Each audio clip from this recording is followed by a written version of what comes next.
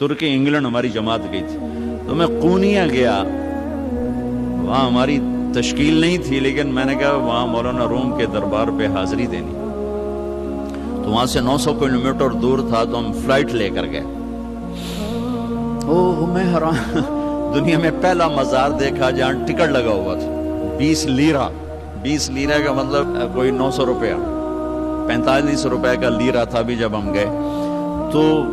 دنیا کا واحد دربار دیکھا، مزار دیکھا جہاں ٹکٹ لگا ہوا تھا، اتنے لوگ آتے ہیں، اور حیرت کی بات ہے کہ غیر مسلم زیادہ تھے، مسلمان کم تھے، عورتیں مرد، وہ وہاں کھڑے ہوتے ہیں،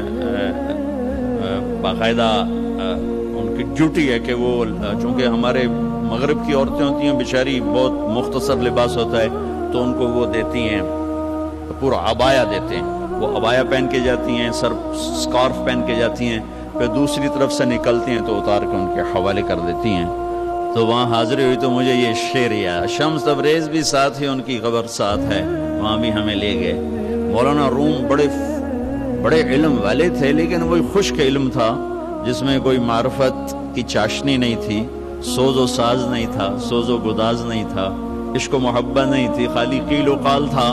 جیسے آج قیل و قال نے ہمیں توڑ کے رکھ دیا، مسجد سے بھی نفرت کی وہ ہوا چلی کہ فرقہ واریت کی آگ ایسی بھڑکی کہ روزانہ لاشیں گر رہے ہیں، نہ مارنے والے کو پتا ہے میں کیا کر رہا ہوں، نہ مرنے والے کو پتا ہے مجھے کیوں مارا جا رہا ہے، اور اس کے پیچھے ممبر پر بیٹھنے والے کو اللہ کا نہیں پتا، اس کے اللہ کا رسول کا نہیں پتا، اس نے، اور خاص طور میرے بر صغیر میں اتنی نفرت ہے کہ ایک دوسرے کو سلام بھی نہیں کرتے، مصافحہ بھی نہیں کرتے، ایک دوسرے کے پیچھے نماز بھی نہیں پڑھتے، انتہا ہو گئی ہے نفرت کی۔ تو مولانا روم بھی کچھ ایسے ہی تھے، مطلب ایسے سمراج یعنی کوئی فرقہ وادیت والے تھے، سر منطق فلسفہ کے بادشاہ تھے۔ تو مسجد میں حوض کے کنارے بیٹھے ہوئے درس دے رہے تھے، اور ان کی کتابوں کا ڈھیر، کلمی کتابیں وہ سامنے رکھا ہوا تھا۔ تو شمس تبریز آ گئے ننگے پاؤں، دیہاتی شکل، لگتا تھا یہ تو کوئی ان پڑھ جٹ آدمی۔ تو آ کر انہوں نے بڑے بھول پن سے کہا، مولوی صاحب این چیست، یہ کیا ہے؟ تو مولانا روم نے یوں دیکھا تو بڑے تکبر سے کہا، این است کہ تو نمی دانی،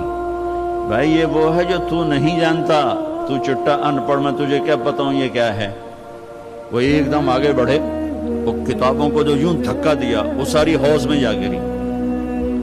اب وہ زمانہ پریس کا تو تھا نہیں کہ چلو 2-4 ہور لے کے آ جاؤ، وہ تیرا بیڑا غرق و بدبخت، اور تو نے میری ساری زندگی کی محنت برباد کر دی۔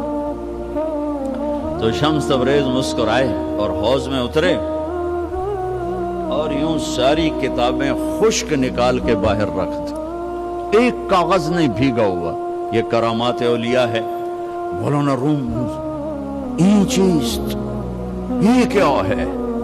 تو انہوں نے مسکرا کے کہا، این است کہ تو نمیدانی، یہ وہ ہے جو تو نہیں جانتا۔ بس پھر مولوی روم مولانا روم بن گئے، انہیں فلسفے بھی بھول گئے،